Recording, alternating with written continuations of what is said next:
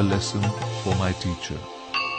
I lived on the Mosque Street in Rameshwaram, a city famous for its Shiva temple.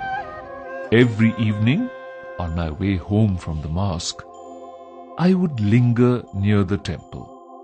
I always felt like a stranger here, as the temple goers stared suspiciously at me. They probably wondered what a Muslim boy was doing in front of a temple. The truth was that I loved to listen to the rhythmic chanting of the mantras, though I never understood a word. There was a strange magic in them. Of course, something else led me there. My best friend, Ramanath Shastri, was the son of the head priest. He sat beside his father at this hour, reciting hymns. Ram would steal a smiling glance at me from time to time. At school, Ram and I always sat together on the first bench of our classroom. We were like brothers. However, being a Hindu priest's son, he wore a sacred thread, while my white cap marked me as a Muslim. One day, when we were in the 5th standard, a new teacher came to our class.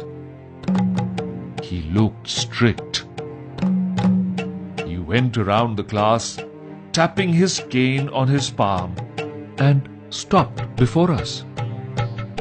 "You, the one in the white cap, how dare you sit beside the temple priest's son?" he shouted. "Go sit on the last bench." I felt hurt. With tears in my eyes, I picked up my books and shifted to the last row. Ram and I wept together silently after school. We thought we would not be allowed to be friends anymore. When I reached home that day, my father looked at me and asked, "Were you crying? What's wrong, son?" I recounted the whole incident to my father, while Ram also told his family the same story. Early the next morning, Ram came running to our house and said, "Father has asked you to come to our house immediately." I was terrified. I thought I was in for some more trouble. We hurried back to Ram's house. My heart skipped a beat when I saw our new teacher standing there. "In the light of our discussion, apologize to Kalam here," said Ram's father with a stern face. I could not believe what I had just heard. The head priest was asking the teacher to apologize to me.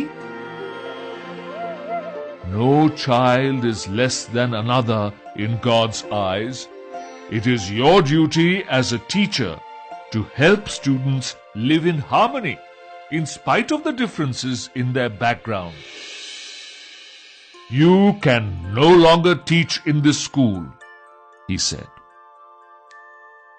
Our teacher immediately asked me to forgive him. He hugged me and said, "I am sorry, Kalam. I have learnt an important lesson in life today." Ram's father saw that the teacher sincerely regretted his behavior and permitted him to continue teaching. From that day on, Ram and I sat together proudly on the front bench. We have remained the best of friends ever since.